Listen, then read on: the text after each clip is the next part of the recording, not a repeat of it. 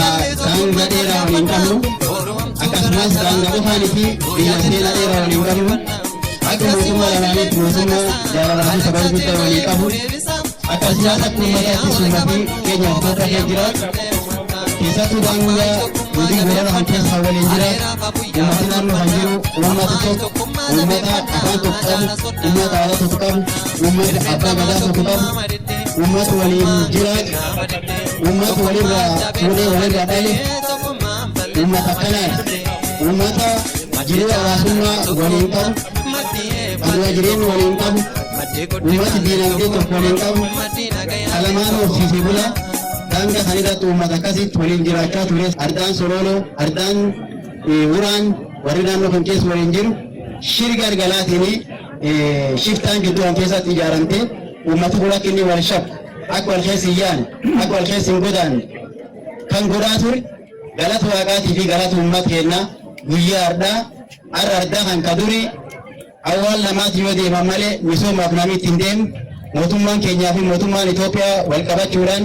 uummata keenya qabanne arda ammoo guyyaa dansaa guyyaa gammachuu akkana kana arguu dandeenye jirra kan caalaa wanni nam gammachiisin jiru uummati bar dheeraa walanqatee gargar fagaate abbaa fi buleessii walanqatee haadhaa fi ilmii walanqatee gargari ture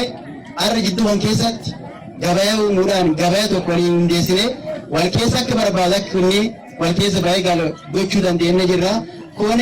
injifannoo guddoodha uummati keenya ammas fakkeenya Itoophiyaa baagi gammadaan isaanii jechuu barbaadu. Inni biraa uummati keenya keessa jiraatan daangaa kan gubbaa jiraatan dubartootii daangaa kan keessa waliin jiran dargaggootii daangaa kan keessa waliin jiran nagi dhabii waan nu godhu garree jira gaaf nageenni boora'u waan ta'an garree jira. Wal keessa deemuu dadhabneerra ijoollee keenya waliin dubbisuu dadhabneerra namni waliin awwaalachuu dadhabneerra miidhaa guddaatu nurri gahe ardaa dukkallee kan keessatti nama hedduu dhabne nama hedduu shifta qotu kan jirtu kanaan dhabne uummati kun akkanatti baay'ee galuuf baay'ee rakkachaa ture fakkeenya jiru ka Itoophiyaa jiru asitti walitti dhufu baay'ee rakkachaa ture kanaaf dargaggeessi as jiru nagaa daangaa kana akka saleeddaan isaan tilaamachuu barbaanne warri keenya kee jirtan nagaa daangaa kana akka inni ititu isaan tilaamachuu barbaanne inni biraa warri ala jiru warra ala jirus harki mootummaa kennaa kana gaadiriira malee gadi hin deebiin warri danqaraa jirus warri as keessa jirtan miseensi namni isaan deeggaruu soo jiraateetti magaalaadhaan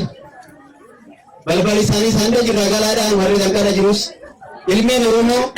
lafa mootummaa isaaniitiin bultu keessatti walijjeesuun hin gaadha dhiig walii buusuun hin gaadha misoom wal dhowwuun hin gaadha nagaa wal dhowwuun hin gaadha kanaaf akka isaan hara nagaatiin galan asumaan ergaa kennaa kan qaqqabsiisan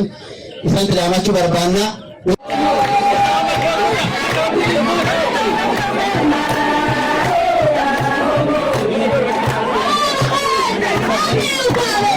Waan hedduu gaafan namni Burkina Faso dhufin jiraadhaani Burkina Faso dhaga'uu Toomas Sankara gaafadha namni maali dhufin jiraadhaani Mansa Musa gaafadha.